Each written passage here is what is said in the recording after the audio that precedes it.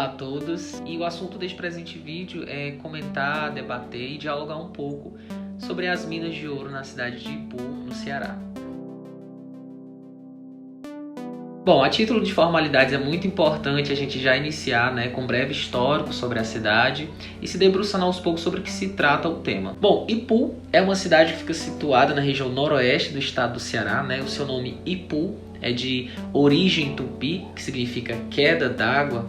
A cidade ela é citada no romance alencariano, Iracema, um livro clássico da literatura cearense, de José de Alencar, e é uma cidade muito rica em histórias, contos, e podemos até apontar com uma vasta bibliografia, contando com livros, artigos, monografias, teses, que versam aí sobre a sua história, sobre regionalidades, sobre patrimônio, sobre memória, sobre as crônicas, sobre a história, sobre figuras ilustres da cidade de Ipu. Uma dessas figuras, sob o nome Eusébio de Souza, vai escrever um texto muito importante chamado As Minas de Ouro do Ipu, isso em 1918, e é o texto no qual a minha fala está fundamentada aqui nesse breve diálogo, nesse breve debate. Portanto, de início é muito importante que entendamos dois aspectos. O primeiro deles é mais direcionado ao autor, no caso o Eusébio de Souza. Já o segundo aspecto é se debruçar quais minas o autor está falando,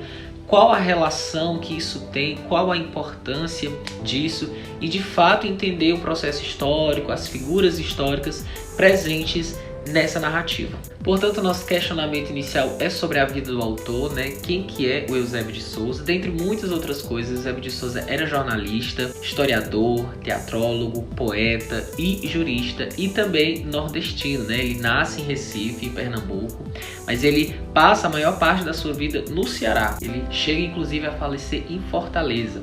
Eusébio de Souza logo vai se encantar, pelos sertões, pelas histórias cearenses. Não é à toa que ele faz tantas viagens, e ele tem muitos escritos e muitas produções acerca de segredos, origens, histórias. Eusébio de Souza chega a compor a Academia Ipuense de Letras e também a participar, e muito de forma a colaborar com seus textos, escritos e pesquisas para a revista Instituto do Ceará, que inclusive é tida aí como patrimônio gráfico do estado e que conta com um acervo riquíssimo em arquivos, em pesquisas, artigos, de produções de seus sócios intelectuais cearenses que tinham ali como objetivo propagar cada vez mais conhecimentos e informações sobre o estado do Ceará. Eusébio de Souza chega a se tornar um dos sócios e acaba deixando uma vasta bibliografia e uma contribuição imensa aí para a posteridade, tendo diversos textos e diversos escritos aí em suas mais longas viagens pelo estado do Ceará.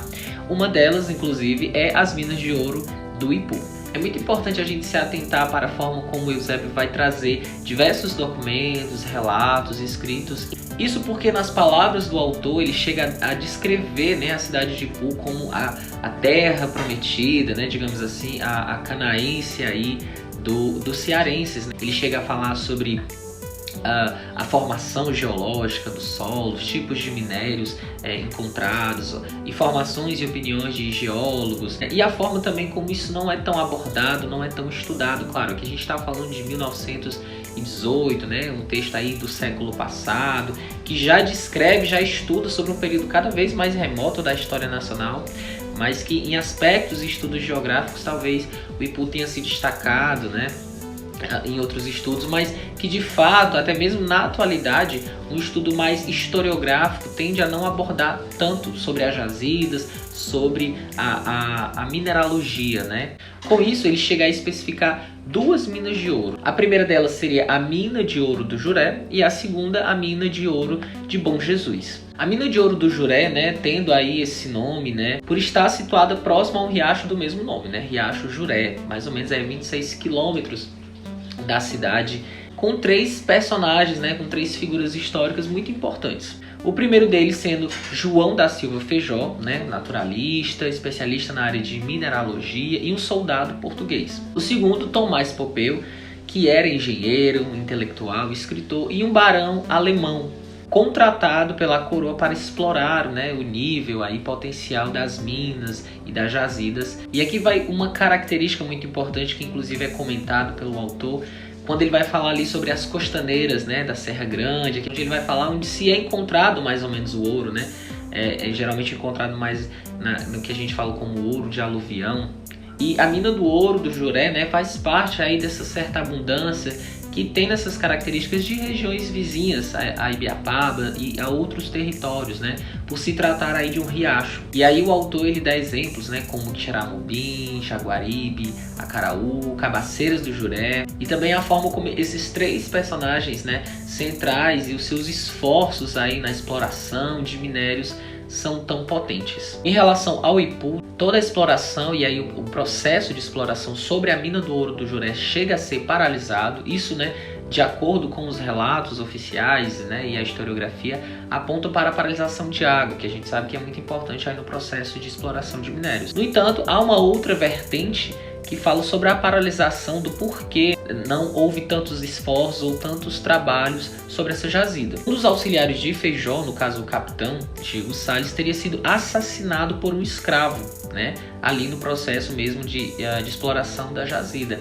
Acaba tendo uma desmotivação por parte de Feijó na continuação de seus trabalhos, o que justificaria a paralisação da exploração da mina do ouro do Juré. A segunda jazida aurífera, no qual o Eusébio de Souza vai chegar a falar um pouco mais sobre a sua história, é a chamada a Jazida de Ouro do Bom Jesus. Também situada na cidade de Ipu, vai se localizar mais ou menos a 3 léguas, né, de Sesmarias aí do Ipuçaba. E aí a gente vai ter um personagem central, no caso o lavrador Teixeira do Ipu, que vai adquirir essas terras. Ele acaba contratando 2 ingleses importantíssimos para que ele possa explorar, reconhecer e entender o potencial de minério da jazida do Bom Jesus. Um desses especialistas, inclusive de nome Dr. Heráclito de Carvalho, não vai medir esforços a fim de explorar cada vez mais esse território, né? Ele vai voltar muitas vezes à região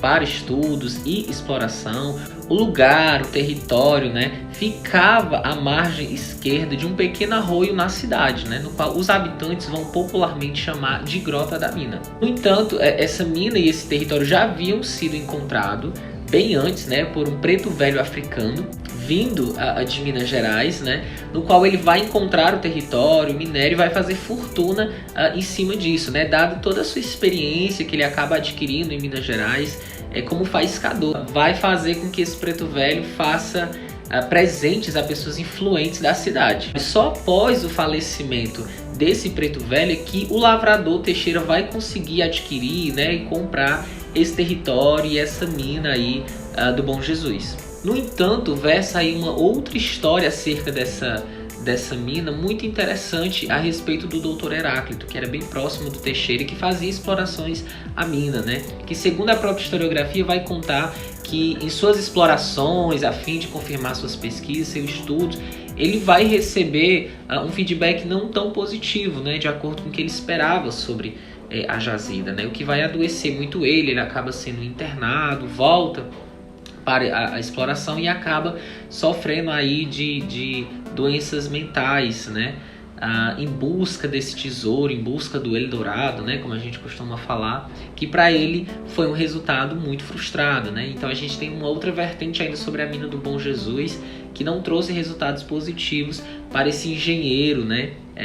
Inquieto aí em suas buscas. Talvez um primeiro aspecto muito importante seja pensar a importância da historiografia local, ao passo em que a historiografia local está muito conectada com as histórias, as regionalidades, né? E aqui a gente pode fazer um complemento com a história oral, em que a gente pode pensar que o estudo específico de eventos, de municípios, de regionalidades não são soltos dentro da história, né? Ao passo em que essas histórias se conectam com outras narrativas, né? E aqui a gente pode pensar um pouco da história do Ipu relacionado com a história do Ceará, a história do Brasil, com a história geral de alguma forma. Isso faz com que a gente amplie o debate de diversos aspectos históricos, diversas reflexões, e que o debate, a transmissão de saberes e conhecimentos possa prosseguir. Já um segundo aspecto é em relação ao fomento e até mesmo ao incentivo à pesquisa. A gente sabe que no Ipu já existe uma série de trabalhos textos excelentes, livros, artigos e monografias. No entanto, é importante que a produção historiográfica continue, que o incentivo à pesquisa possa cada vez mais prosseguir, de modo que isso amplie para outras investigações e outras reflexões. Portanto, quando a gente passa a analisar e estudar o evento histórico para compreender as minas de ouro na cidade de Ipu, é entender uma série de razões de quais personagens estão envolvidos nesse processo histórico, a fim de entender como que a construção socioeconômica da cidade de Ipu se relaciona com esse aspecto desse recorte geográfico e histórico da cidade de Ipu.